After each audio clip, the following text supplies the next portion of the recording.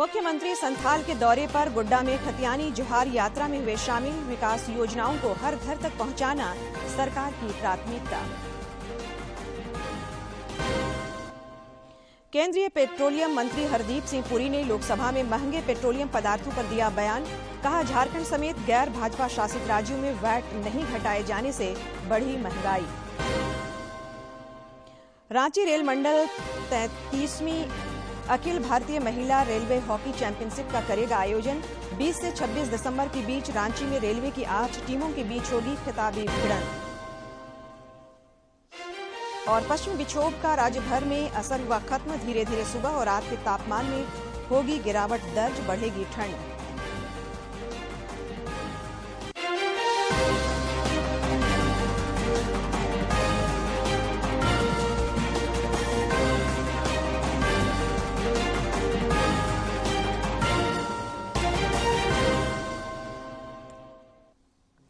नमस्कार, खबरें झारखंड में आपका स्वागत है। मैं हूं संध्या दिमता और अब समाचार विस्तार से। मुख्यमंत्री हेमंत सोरेन आज से संथाल के दौरे पर हैं। संथाल दौरे के क्रम में श्री सोरेन आज गोड्डा के मेला ग्राउंड में आयोजित खतियानी जोहार यात्रा में शामिल हुए। इस दौरान आयोजित सभा को संबोधित करते हुए उन्होंने कहा कि खतियान कानून के आ जाने से स्थानीय लोगों को काफी लाभ मिलेगा। उन्होंने कहा कि विकास योजनाओं को हर घर तक पहुंचाना सरकार की प्राथमिकता है। कार्यक्रम में मंत्री आलमगीर आलम, सांसद विजय हांसदा, विधायक प्रदीप यादव, दीपिका पांडे सिंह समेत कई गणमान्य लोग उपस्थित थे। और हमारा बिजली कट रहा है, लेकिन वही भारतीय जनता पार्टी शासित राज्यों में बिजली का बकाया लाखों में है। 1 लाख करोड़ रुपया, 50,000 करोड़ रुपया, लेकिन उसके राज्य में बिजली नहीं कटेगा क्योंकि भारतीय जनता पार्टी शासित राज्य है। और यहां चूंकि उनका सरकार बेदखल हो चुका है, तो इनके प्रकार बिजली कंपनियों को चाबी करो और यहां के लोगों को परेशान करो। पैसा देने के बाद भी हमें अनाज नहीं मिलता है, सरकार गाली खाए। पिछले सरकार में 11 लाख राशन कार्ड इन लोगों ने डिलीट कर दिया था, लेकिन हमारी सरकार ने 20 लाख नया राशन कार्ड बना करके गरीबों में बांटने का काम किया। राज्य में ग्रामीण अर्थव्यवस्था के सशक्तिकरण की परिकल्पना साकार हो रही है। 3 वर्षों के अंदर सामुदायिक निवेश प्राप्त स्वयं सेवी समूहों की संख्या में 6 गुना वृद्धि दर्ज की गई है। इससे जहां एक ओर ग्रामीण अर्थव्यवस्था मजबूत हो रही है, वहीं दूसरी ओर सखी मंडलों से महिलाओं की आजीविका भी बढ़ रही है। ऐसे समूहों की संख्या बढ़कर अब 30,797 तक पहुंच गई है। स्वयं सेवी समूहों के निवेश की राशि में भी बढ़ोतरी हुई है। अब यह राशि विगत 3 वर्षों में 27,950 लाख रुपये हो गई है। राज्य सरकार की ओर से साल 2022-23 में लगभग 15,918 लाख रुपये स्वयं सहायता समूहों को निर्गत किया गया है। रांची के सांसद संजय सेठ ने आज नई दिल्ली में भारी उद्योग मंत्रालय के सचिव कमरान रिजवी से मुलाकात की। मुलाकात के दौरान उन्होंने एचईसी में हड़तालरत कर्मचारियों के वेतन भुगतान, दुकानदारों से जुड़ी समस्याओं सहित अन्य समस्याओं पर विस्तृत चर्चा की।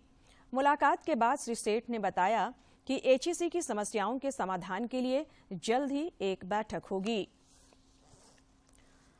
केंद्रीय पेट्रोलियम मंत्री हरदीप सिंह पुरी ने कहा है कि झारखंड समेत 6 गैर भाजपा शासित राज्यों ने पेट्रोलियम पदार्थों से वैट नहीं घटाया है, जिस कारण इन राज्यों में ईंधन महंगा हो गया है। आज लोकसभा में पेट्रोलियम पदार्थों के बढ़ते मूल्य को लेकर विपक्ष के हंगामे के बीच उन्होंने यह बात कही।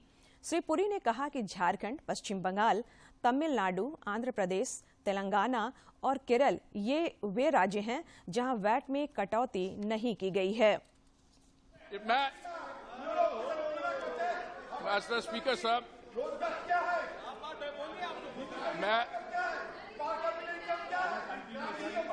sir, the issue here is today when we are negotiating, we have reached to the point of the 5th largest economy. We will soon be the third largest.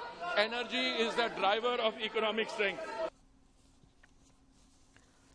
Palamu सांसद बीडी राम ने आज दिल्ली में रेल मंत्री अश्विनी वैष्णव से मुलाकात की। इस दौरान उन्होंने स्वर्ण जयंती एक्सप्रेस के पुनः परिचालन की मांग की।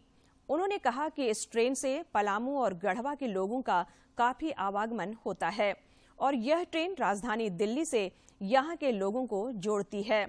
ऐसे में कोहरे के कारण रेलवे द्वारा इस ट्रेन का परिचालन बंद करने से लोगों को काफी दिक्कतों का सामना करना पड़ रहा है। इसके साथ ही उन्होंने रांची नई दिल्ली राजधानी एक्सप्रेस और सासाराम रांची इंटरसिटी एक्सप्रेस का नगर उटारी रेलवे स्टेशन पर ठहराव की भी मांग की। रेल मंत्री ने उनकी मांगों पर सकारात्मक पहल का भरोसा दिलाया। केंद्रीय स्वास्थ्य मंत्री मनसुख मांडविया ने कहा है कि प्रधानमंत्री नरेंद्र मोदी के नेतृत्व में देश में शिक्षा के क्षेत्र में बहुत बड़ा बदलाव आया है।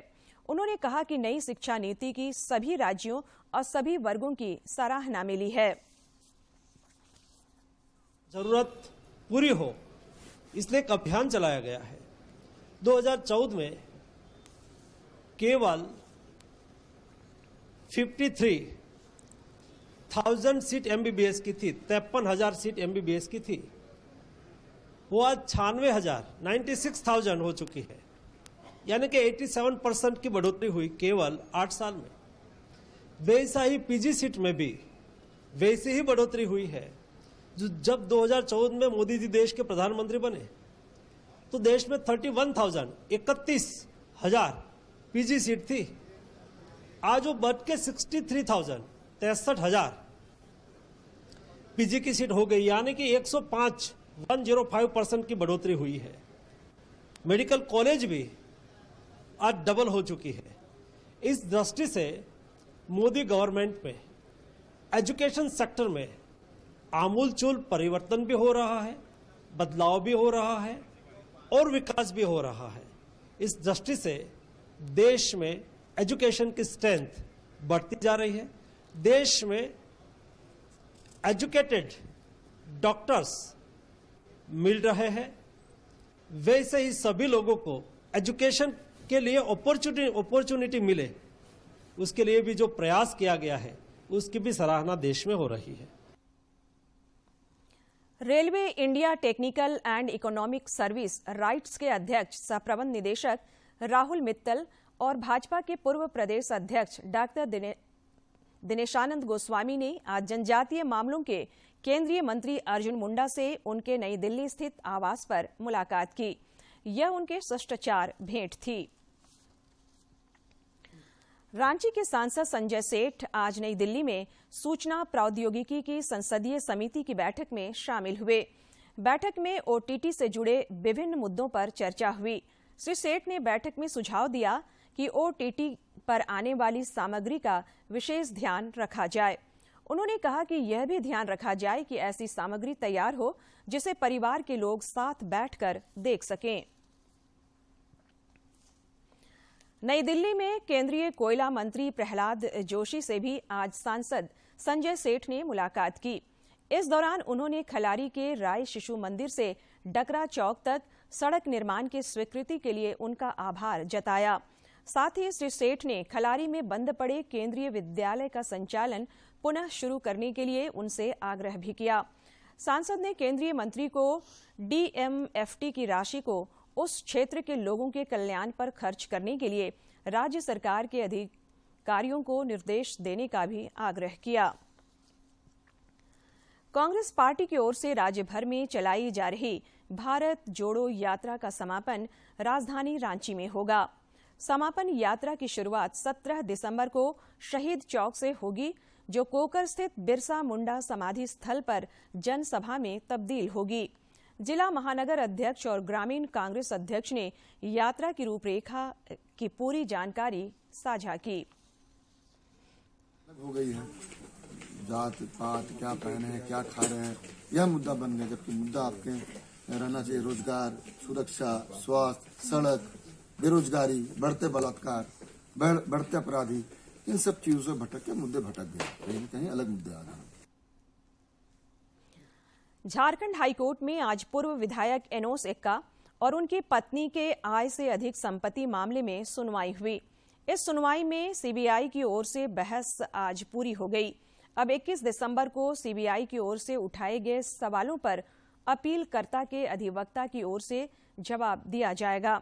गौरतलब है कि एनोस एक्का और उनकी पत्नी ने आय से अधिक संपत्ति मामले में निचली अदालत द्वारा दी गई सजा के खिलाफ हाईकोर्ट में अपील दायर की है। प्रार्थी की ओर से खुद को मामले में निर्दोष बताते हुए हाईकोर्ट में सजा को चुनौती दी गई है। बोकारो के वेदांता इलेक्ट्रो स्टील प्लांट में आज ट्रांसफार्मर ब्लास्ट होने से 4 मजदूर घायल हो गए, जिसमें एक मजदूर की स्थिति गंभीर बनी हुई है। घायलों को बोकारो जनरल अस्पताल में भर्ती कराया गया है। ये सभी मजदूर पश्चिम बंगाल के बताए जा रहे हैं। प्लांट में हुए हादसे पर चंदन कियारी के पूर्व विधायक उमाकांत रजक ने इसे प्रबंधन की बड़ी लापरवाही बताया है। नहीं बीजीएच क्यों आया, पहले बताइए। नहीं मैं देखने के लिए आया तो क्या हुआ, क्या सपोर्ट करेंगे, कोई बर्न इंजरी हुआ है? रांची के उपायुक्त राहुल कुमार सिन्हा ने आज तमाड़ और बुंडू प्रखंड का भ्रमण किया। उपायुक्त ने तमाड़ प्रखंड के सलगाडीह में एकलव्य मॉडल विद्यालय और कस्तूरबा गांधी बालिका विद्यालय का निरीक्षण समेत विभिन्न विकास योजनाओं की कार्य प्रगति और स्वास्थ्य केंद्रों का भी जायजा लिया। स्वास्थ्य केंद्रों में बेहतर व्यवस्था के लिए उपायुक्त ने पदाधिकारियों को आवश्यक दिशा निर्देश भी दिया। बुंडू भ्रमण के दौरान उपायुक्त ने अनुसूचित जाति आवासीय उच्च विद्यालय और न्यूटन छात्रावास का भी निरीक्षण किया।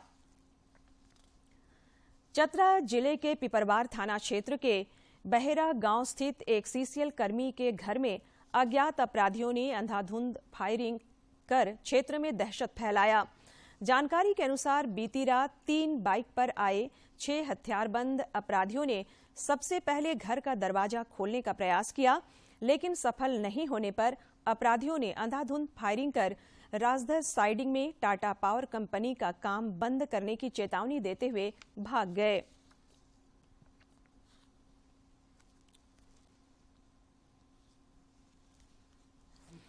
केंद्र सरकार ने गड़बड़ी की आशंका पर झारखंड के कई जिलों में छात्रवृत्ति की जांच का आदेश दिया है। केंद्र सरकार की मिनिस्ट्री ऑफ माइनॉरिटी अफेयर्स की जांच टीम जिले के 25 स्कूलों की जांच करने जमशेदपुर पहुंची। केंद्रीय टीम ने आज उलीडीह स्थित एपीजे कलाम स्कूल में छात्रवृत्ति की जांच की। इस संबंध में अधिकारियों ने बताया कि एपीजे कलाम स्कूल में सब कुछ ठीक ठाक मिला है। गढ़वा जिले के भंडरिया थाना क्षेत्र अंतर्गत बिजका पंचायत के रोदो गांव में कल देर शाम एक तेंदुए ने एक 6 वर्षीय बच्चे को अपना निवाला बना लिया। सूचना मिलते ही वनकर्मी अपने दल बल के साथ रोदो गांव पहुंचे और घटना की जानकारी ली। तत्काल सहायता के रूप में मृतक के पिता को वन विभाग की ओर से 10,000 रुपया प्रदान किया गया। धुरवा स्थित पारस एचईसी अस्पताल में आज गर्भवती महिलाओं और बच्चों के लिए mother and child health care unit का उद्घाटन किया गया। यह सुविधा महिला और बच्चों के लिए 24 घंटे उपलब्ध रहेगा। यहाँ पे पारस ग्रुप के एमडी ने लॉन्च किया है और जैसा डॉक्टर हैप्पी सार्जन ने कहा कि हम ये नया यूनिट झारखंड, रांची और आसपास के राज्यों के लोगों को डेडिकेट कर रहे हैं। आकांक्षी जिला गढ़वा के किसान कृषि विज्ञान केंद्र से तकनीकी जानकारी लेकर संबल होने लगे हैं। जिले के मेराल प्रखंड अंतर्गत संगबरिया पंचायत के किसान गणेश राम ने सुकर पालन से अपनी आर्थिक स्थिति तो मजबूत किया ही है, साथ ही अन्य किसानों के लिए भी प्रेरणा का स्रोत बन गए हैं। ये है आकांक्षी जिला गढ़वा के मेराल प्रखंड अंतर्गत संगबरिया पंचायत के किसान गणेश राम। कुछ साल पहले गणेश राम ने 5 सुकर के जरिए अपनी तकदीर बदलने की कहानी शुरू की और आज वे 80 से ज्यादा सुकर के साथ अपने आप को आत्मनिर्भर बना रहे हैं। गणेश राम बताते हैं कि कृषि विज्ञान केंद्र गढ़वा की मदद से आज वह गरीबी के दिन को पीछे छोड़ दिए हैं। सुकर से अच्छी कमाई होने लगी है। अभी गणेश के पास 80 सुकर हैं और अब ये इसके बच्चे को सरकार की मदद से अन्य जिलों के किसानों को देते हैं। पहले हमको बहुत लाचारी था, अब हम उसी से सुगर पालन करके हम अपना जीवन यापन बढ़िया से सुधार लिए हैं। अब बहुत ठीक ठाक है। और शुगर पालन करके हम अभी गढ़वा, पलामू, लातेहार जिला में भी सप्लाई कर रहे हैं। कृषि विज्ञान केंद्र गढ़वा के वैज्ञानिक डॉक्टर सुषमा ललिता बखला ने बताया कि किसान गणेश राम अपनी इच्छा शक्ति के बदौलत अब अन्य किसानों के लिए प्रेरणा स्रोत बन गए हैं। गणेश का सुकर केंद्र सरकार की सूची में शामिल हो गया है।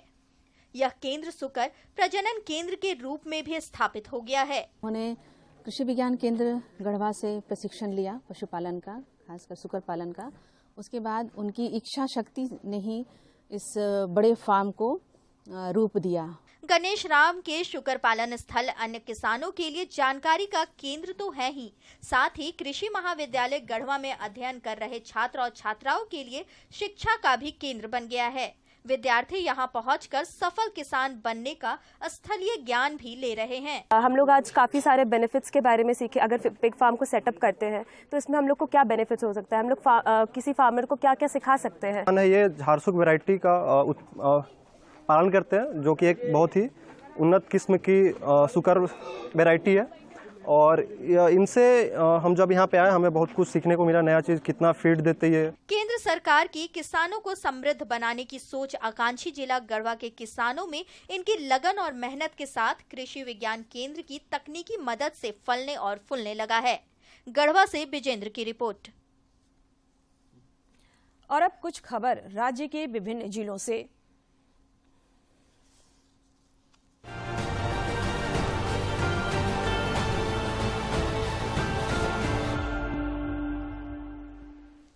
धनबाद जिले के बाघमारा स्थित बीसीसीएल ब्लॉक 2 क्षेत्र के बेनीडीह पैच में संचालित आउटसोर्सिंग कंपनी अंबे माइनिंग में डीजल चोरी करने की मंशा से 5-6 की संख्या में आए अपराधियों ने जमकर तांडव मचाया।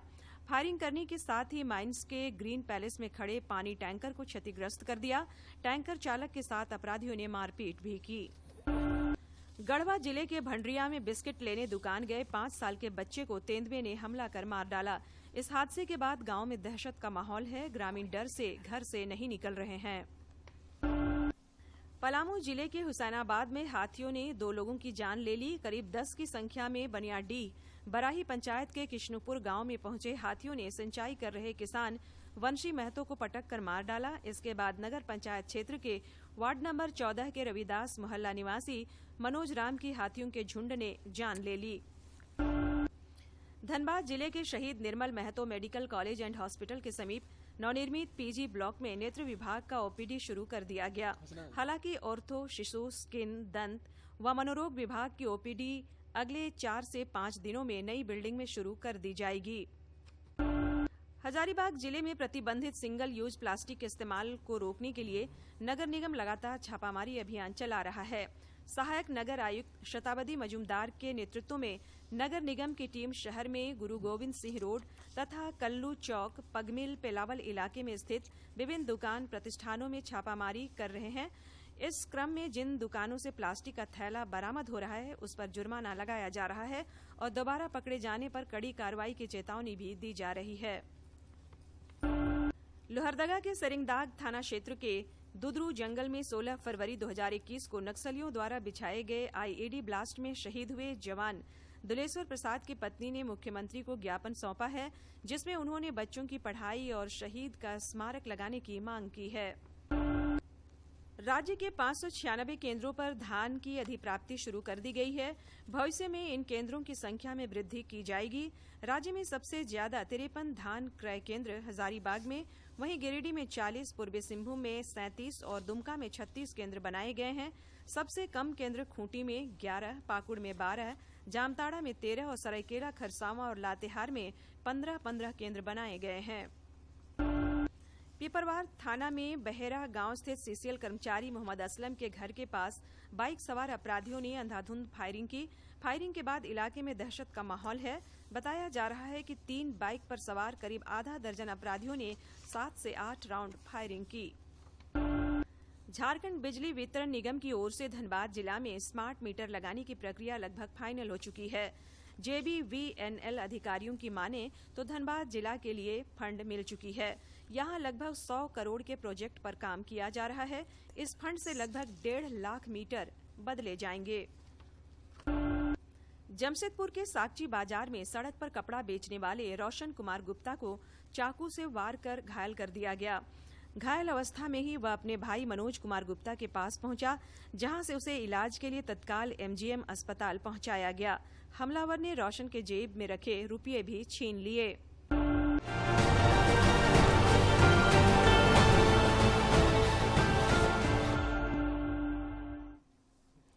प्रधानमंत्री नरेंद्र मोदी इस महीने की 25 तारीख को मन की बात कार्यक्रम के जरिए देशवासियों को संबोधित करेंगे। प्रधानमंत्री ने लोगों से आग्रह किया है कि वे नए भारत के निर्माण से जुड़ी अपनी प्रेरक कहानी और उपलब्धि भेजें। आम लोग अपने सुझाव 1800-117-800 पर रिकॉर्ड कर सकते हैं। मन की बात है जन जन की, संघर्षों के कुछ किस्से, कहानी कुछ सफलताओं की, अनकही विरासत की, उम्मीदें नए भारत की। महीने के आखिरी रविवार का रहता है इंतजार। ब्रह्मपुत्र के घाट से हिमालय के विस्तार तक होती है मन की बात प्रधानमंत्री के साथ। तो सुनिए, इस महीने 25 दिसंबर सुबह 11 बजे मन की बात आकाशवाणी और दूरदर्शन के सभी चैनलों पर। मन की बात के प्रादेशिक भाषाओं में अनुवाद का पुनः प्रसारण आप सुन सकते हैं रात 8 बजे आकाशवाणी और दूरदर्शन के सभी प्रादेशिक चैनलों पर। तो याद रखें, रविवार 25 दिसंबर सुबह 11 बजे मन की बात। रांची रेल मंडल को 43वीं अखिल भारतीय महिला रेलवे हॉकी चैंपियनशिप के आयोजन का मौका मिला है। चैंपियनशिप आगामी 20 दिसंबर से 26 दिसंबर के बीच होगा। इससे पहले भी रांची रेल मंडल ने विगत वर्षों में इस तरह की चैंपियनशिप का सफलतापूर्वक आयोजन किया है। चैंपियनशिप में भारतीय रेलवे के विभिन्न जोनल रेलवे और इकाइयों की कुल 8 टीमें भाग लेंगी, जिन्हें 2 ग्रुपों में बांटा गया है। और इसमें 16 मैचेस टोटल होंगे फाइनल को मिला के, और इसका आयोजन रांची रेल मंडल द्वारा हतिया में स्थित एस्ट्रोटर्फ हॉकी स्टेडियम में किया जाएगा। ये सौभाग्य हमें लगभग 5 साल बाद प्राप्त हुआ है। लास्ट टाइम हमने 2017-18 में ये टूर्नामेंट आयोजित किया था। इससे पहले हम 2004, 2010 एवं 2012 में भी इस आयोजन को कर चुके हैं। टीम इंडिया ने बांग्लादेश के खिलाफ पहले टेस्ट मैच के दूसरे दिन आज अपनी स्थिति मजबूत कर ली है। पहली पारी में 404 रन का स्कोर बनाने के बाद भारत ने खेल समाप्त होने तक बांग्लादेश की पहली पारी में 8 विकेट गिरा दिए। मेजबान टीम अब तक सिर्फ 133 रन ही बना सकी है और बांग्लादेश के ऊपर फॉलो ऑन का खतरा मंडरा रहा है। इससे बचने के लिए उसे अब भी 72 रन की जरूरत है। भारतीय तैराक चाहत अरोड़ा ने ऑस्ट्रेलिया के मेलबोर्न में फीना विश्व तैराकी चैंपियनशिप में महिलाओं की 100 मीटर ब्रेस्ट स्ट्रोक में राष्ट्रीय रिकॉर्ड कायम किया है। चाहत अरोड़ा ने 100 मीटर ब्रेस्ट स्ट्रोक स्पर्धा 1 मिनट 13.13 सेकंड में पूरी की। राज्य भर में पश्चिमी विक्षोभ का असर अब खत्म हो गया है। हिमालय की वादियों से आ रही ठंडी हवाओं के असर से अब राज्य में ठंड का प्रकोप बढ़ेगा। रांची मौसम विज्ञान केंद्र ने बताया है कि पश्चिमी विक्षोभ की वजह से तापमान में अब तक कोई भी बदलाव नहीं देखा जा रहा है, लेकिन अब अगले 18 दिसंबर तक तापमान में गिरावट आएगी। मौसम विज्ञान केंद्र ने यह भी जानकारी दी है कि दोपहर की धूप में भी सर्द हवाएं तेजी से बहेंगी। वहीं खुले जगहों में सुबह के समय धुंध और कोहरा भी छाया रहेगा। और अब एक नजर डालते हैं प्रमुख शहरों के आज के तापमान पर। राजधानी रांची का अधिकतम तापमान 26.2 और न्यूनतम 13 डिग्री सेल्सियस रिकॉर्ड किया गया। जमशेदपुर का अधिकतम तापमान 29.1 और न्यूनतम 15.2 तथा डाल्टनगंज का अधिकतम तापमान 28 और न्यूनतम तापमान 11.2 डिग्री सेल्सियस रिकॉर्ड किया गया। और अब देखते हैं क्यों खास है इतिहास में आज का दिन।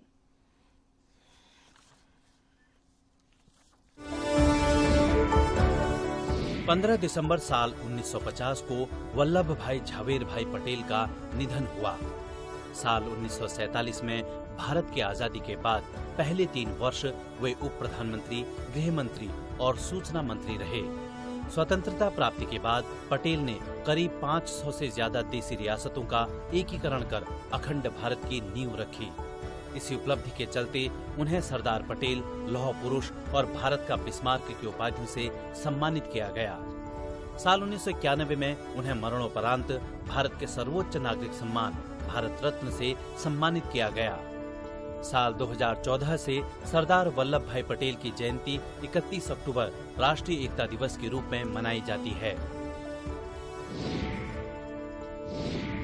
15 दिसंबर साल 1952 को पोट्री श्रीरामुलु का निधन हुआ। वे एक क्रांतिकारी होने के साथ ही एक सामाजिक कार्यकर्ता थे, जिन्होंने साल 1952 में 58 दिन की भूख हड़ताल के बाद दम तोड़ा था। उनकी मांग थी मद्रास प्रेसिडेंसी से अलग आंध्र प्रदेश बनाने की। श्रीरामुलु को अमरजीवी भी कहा जाता है। क्रांतिकारी जतिन दास के बाद वे इकलौते दूसरे व्यक्ति बताए जाते हैं जिनका निधन अनशन की वजह से हुआ था। महात्मा गांधी ने एक बार उनके लिए कहा था, अगर मेरे पास श्रीरामुलु जैसे 11 और साथी होते तो 1 साल में ही अंग्रेज सरकार से भारत को आजाद करा लेते। 15 दिसंबर साल 1832 को अलेक्जेंड्रे गुस्टाव एफिल का जन्म फ्रांस में हुआ। वे एक फ्रांसीसी इंजीनियर थे। उन्हें विश्व प्रसिद्ध एफिल टावर के लिए जाना जाता है, जिसे पेरिस में साल 1887 से 1889 के बीच यूनिवर्सल एक्सपोजर के लिए बनाया गया। एफिल ने फ्रांसीसी रेलवे नेटवर्क के लिए विभिन्न पुलों के निर्माण में महत्वपूर्ण भूमिका निभाई। इसके साथ ही उन्हें न्यूयॉर्क में स्थित स्टैच्यू ऑफ लिबर्टी के निर्माण में भी उनके महत्वपूर्ण योगदान के लिए जाना जाता है।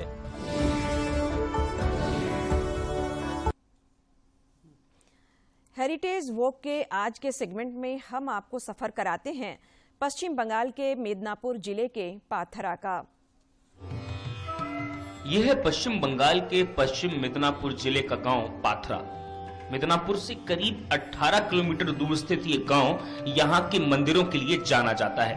कंसावती नदी के किनारे बसा पाथरा सैकड़ों साल पुराने कई दर्जन टेराकोटा शैली के मंदिरों के लिए प्रसिद्ध है। वर्तमान में इतिहास की यात्रा करने के शौकीन लोगों के लिए ये जगह बेहद खास है। यहाँ दोनों हिंदू और जैन धर्मों से जुड़े हुए मंदिर देखने को मिल जाते हैं। मंदिरों के निर्माण में इस्तेमाल की गई सामग्री से पता चलता है कि ये मंदिर करीब 200 से 300 साल पुराने हैं।